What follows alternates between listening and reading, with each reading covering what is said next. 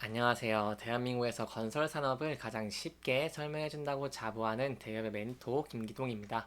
자, 오늘은 추가적인 상승 모멘텀을 다수 보유하고 있는 인선 ENT에 대해 살펴보도록 할 텐데요. 구체적으로 어떠한 추가적인 상승 모멘텀이 있는지, 그리고 저희가 어떠한 부분들을 기대해 볼 수 있는지를 제가 영상 속에서 자세하게 풀어보도록 할 테니까요. 딱 5분만 집중한다고 생각하시고 지켜봐 주시면 정말 감사하겠습니다. 이번 시간에 일단 인선 ENT의 23년 실적이 나왔기 때문에 이러한 실적을 제가 간단하게 짚어보도록 하고요. 그 이후에 인선 ENT 같은 경우에는 2차전지의 재활용에 가는 이슈가 있습니다. 이러한 내용들을 토대로 저희가 앞으로 추가적인 상승 모멘텀이 어떤 부분들이 있는지를 함께 살펴보도록 하겠습니다. 그리고 마지막으로 이렇게 인선 ENT 같은 경우는 주가가 저점을 낮추면서 계속해서 하락을 하고 있는 모습을 보여주고 있는데요. 그렇기 때문에 여기에 대해서 저희가 어떠한 대응 전략을 짜는 게 좋을지까지 이번 시간에 이러한 순서로 중요한 내용들을 하나하나 풀어가 보도록 할 테니까요. 제 영상 지켜봐 주시고 혹시나 마음에 드신다고 하시면 구독과 좋아요 한 번씩만 눌러주시면 정말 감사하겠습니다. 설명을 하기에 앞서서 인선 ENT가 어떤 회사인지 간단하게만 짚고 넘어가고자 한다면요. 바로 이 건설 폐기물 처리 사업을 주로 하고 있고요. 이 건설 폐기물을 이렇게 수집하고 운반 그리고 중간 처리 이런 사업을 하고 있습니다. 여기 더해서 이런 자동차 해체 재활용과 자동차 파쇄 재활용 등 친환경 자원 재활용 사업을 하고 있다라고 이렇게 간단하게 설명을 드릴 수 있겠습니다. 이 실적을 보시면 매출액 같은 경우에 2,200억 원을 기록을 하면서 전년 대비 7% 감소한 모습을 보여줬고요. 영업이익 또한 이렇게 250억 원을 좀 기록을 하면서 258억 원을 기록을 하면서 전년 대비 이렇게 22% 줄어든 모습을 보여줬습니다. 그리고 마지막으로 당기순이익 같은 경우에는 이렇게 17억을 기록을 하면서 92.18% 이렇게 큰 폭으로 감소한 모습을 보였는데요. 이렇게 당기순이익 감소한 이유 같은 경우에는 이 투자 주식 평가 손익 반영에 따라서 이 영업의 비용 증가로 이렇게 법인세 비용 차감 전 계속 사업 이익과 이 당기순이익이 좀 감소되었다라고 설명을 드릴 수 있겠습니다.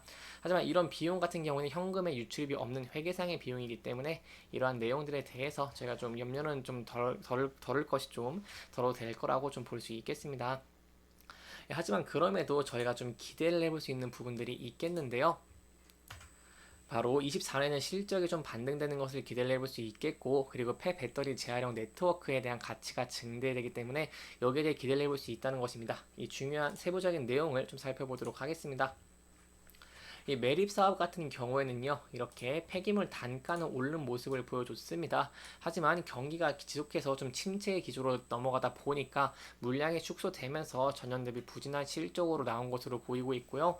그럼에도 저희가 좀 긍정적으로 볼 수 있는 부분은 바로 이 주력 매립장인 바로 사천 이 매립장 같은 경우에는 이 매립 완료까지 10년 이상 남아있기 때문에 현 수준의 70% 이상의 매립 매출은 25년 이후에도 좀 유지될 것으로 좀 기대를 해볼 수 있겠습니다.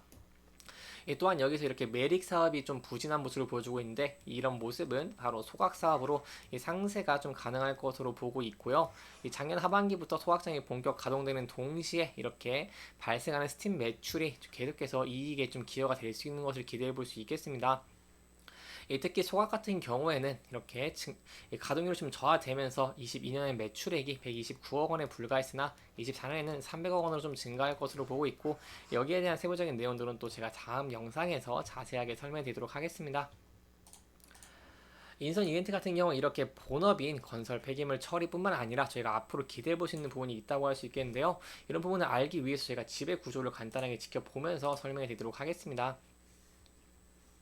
현재 지배구조 같은 경우에는 IS 동서가 이렇게 인선 ENT를 지배를 하고 있는 모습을 보여주고 있고요. 그리고 인선 ENT가 이렇게 인선 모터스를 좀 지배하고 있는 모습을 보여주고 있습니다. 여기서 제가 좀 주목해 볼 만한 부분이 있습니다. 바로 IS 동서 같은 경우에는 2차 전지에 대한 재활용 이슈가 있고요. 이 인선 ENT뿐만 아니라 이렇게 다른 폐기물 회사들을 인수하면서 사업을 확장해 나가고 있기 때문에 여기에 대해서 좀 매력이 있다라고 볼 수 있겠습니다. 따라서 기대해 볼 수 있는 부분은 바로 이렇게 인선 ENT와 이런 모기업 간의 시너지 효과를 충분히 기대해 볼 수 있겠고요. 현재 일간적으로 좀 사업 추진이 이루어지고 있는 모습을 보여주고 있는데 특히 이 인턴 모터스의 이 중고차 처리 사업은 추후에 바로 이런 2차 전지에 중고 배터리 재활용 아이디어까지 연결되기 때문에 이 부분을 저희가 함께 지켜보시는 게 정말 중요할 것 같습니다. 여기에 더해서 또 추가적으로 성장 모멘텀이 있다고 할 수 있겠는데요. 이 IS 동서와 함께 폐배터리 이런 리사이클링 밸류 체인을 현재 만들어 나가고 있는 모습을 보여주고 있고, 이 추후 그룹사 차원에서 이렇게 이 미는 사업이기 때문에, 미는 신사업이기 때문에 이 메가트론 트렌드로서 좀 성공할 가능성이 높다고 볼 수 있겠습니다. 따라서 이러한 내용들, 또 추가적인 이슈가 있다거나 새로운 내용이 나온다고 한다면 제가 또 여러분들에게 자세하게 설명해 드리도록 할 테니까요. 제 영상 계속해서 지켜봐 주시면서 좋아요와 구독 한 번씩만 눌러주시면 정말 감사하겠습니다. 이렇게 추가적인 상승 모멘텀을 다소 보유하고 있다고 하더라도 실적이 조금 부진한 모습을 보여주다 보니까 주가도 하락을 하고 있는 모습을 보여주고 있습니다. 그렇기 때문에 현재 저희가 좀 중요하게 봐야 되는 부분은 주가가 하락을 하고 있는 모습을 보여주고 있기 때문에 저희가 7,000원대에서 지지를 해줄 수 있을지 이 여부가 중요할 것 같고요. 이 부근에서만 지지를 받고 주가가 상승을 하게 된다고 한다면 저희가 계속해서 저항을 받았던 61선을 돌파할 수 있을지 여부가 중요할 것 같습니다.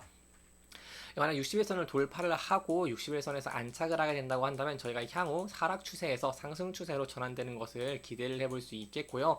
하지만 리스크적인 측면으로는 주가가 7,000원대를 이탈하면서 하락을 하게 된다고 한다면 하락 추세가 이어질 가능성이 높아지는 것이기 때문에 여기에 대해서는 신중하게 접근을 하시는 게 안전한 차 방법 중에 하나가 되지 않겠나라고 설명을 드려볼 수 있겠습니다.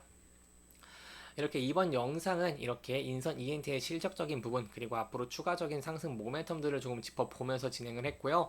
해당 영상은 개인적인 의견이 많이 들어갔기 때문에 투자자분들의 주관적인 생각과 해당 내용을 토대로 현명한 선택을 하시면 좋을 것 같습니다. 영상 잘 보셨다면 좋아요와 구독 부탁드리고요. 해당 영상뿐만 아니라 대기업에서는 그 누구보다 열정적인 멘토들이 많으니까요. 부디 타 종목의 영상도 시청해 주시길 바라며 오늘 영상 마무리하도록 하겠습니다. 끝까지 시청해 주셔서 감사합니다.